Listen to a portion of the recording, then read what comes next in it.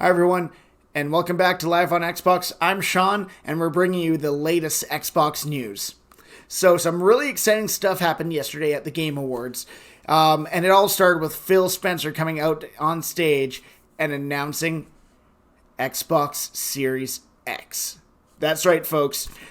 Project Scarlet is no longer known as Project Scarlet. It's Xbox Series X. And he didn't just announce the name, he showed off what it looks like as well. So here you can see it looks very reminiscent to the Mac Pro from 2013. A lot of people refer to that one as the trash can Mac. However, for all the criticism that this design is getting, the one thing that I really appreciate about it is how much cooling it appears to have with that open part at the top there with all the holes. So, as you all know, my Xbox One X overheated and died because the cooling solution wasn't good enough. Well, I hope that's not going to be a problem here. It definitely shouldn't be. It looks like it's going to have plenty of cooling to handle all that power that's going to be in it. And it's just really exciting. So I don't think the picture really does it justice, because if you look at it, it kind of looks big. A lot of people are comparing it to a small form factor PC in a way, but it looks like something that would maybe be as big as a speaker that might go with some surround sound system. But with this, it has been confirmed that it would be able to go on its side as well, so it could still fit into most spaces where people have been keeping their current generation of console. But that's something I would probably think twice about, seeing as the cooling solution is at the top with that exhaust port there. So I really think that this one is definitely designed to be stood up, even though it has been said it could be laid down. As for size, I did measure it using an Xbox controller, as that is the only other thing that we have seen beside the Xbox Series X. And just a rough estimate is it seems like it's 3 controllers tall by 1 controller wide. So that puts it at the same height as the Xbox One X if you were to stand it up on its side. So it is actually fairly small still, which is very impressive for the power of the packing in this thing. So they have put out a page with a few details about the Xbox Series X. And they have confirmed that it'll be backwards compatible with all current Xbox One games and all the games that they have in the backwards compatibility program, which is huge. So it is one console, 4 generations of gaming. It's absolutely fantastic. They also have, yet again, restated the specs and what kind, well, not really the specs, but what kind of performance you can expect out of this machine. They're really wanting to push that 4K 60 FPS, which in modern gaming, that is not too much to ask for. That is really where games should be going, especially with home 4K becoming more and more prominent.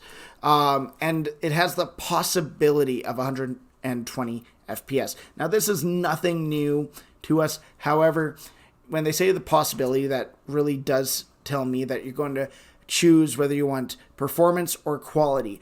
And if you want performance, aka FPS, you're probably going to have to bring it down to 1080p to get that 120 FPS. It also does support variable refresh rate. That, again, is nothing new. That is built into the current Xbox One. And you just need a compatible TV or monitor to go with that, because it's a FreeSync technology. So it's not going to be compatible with every TV, but with some. So all these specs really are showing off that Microsoft is really pushing to get the most power out of their product. A lot of people are saying, hey, it's just a PC. Well, you know what? Gaming consoles are just, in a way, PCs if you look at it that way. But they're optimized for gaming. That's what you're paying for. You're paying to have the solid experience no matter which game you put in there. You're not worrying about whether this game can run or not. Your experience is going to be the same on an Xbox Series X as your friend's Xbox Series X.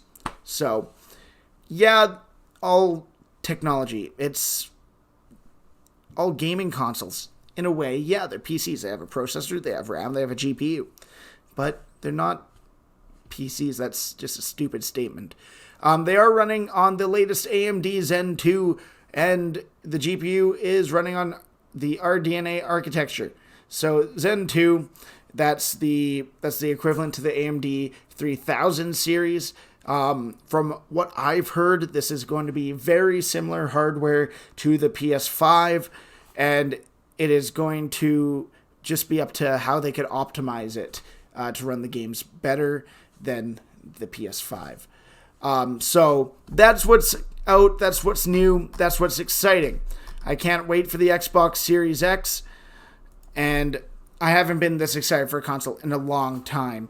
The one thing I did forget to point out is that the controller has had a slight upgrade. It does have a share button now. The share button is between the D-pad and the joystick. They have also said that this controller is going to be compatible with previous Xboxes along with future Xboxes. So they've really gone away from needing to buy new hardware every time a console comes out. They have also said that all accessories from the previous generation will work with the latest generation. So that is really cool. I doubt that the Kinect's going to be included in there, but hey, who knows? I'm going to be very interested to see what the I/O on the back of this looks like, whether we're going to have a display port or an HDMI port still. But I am very excited for this release.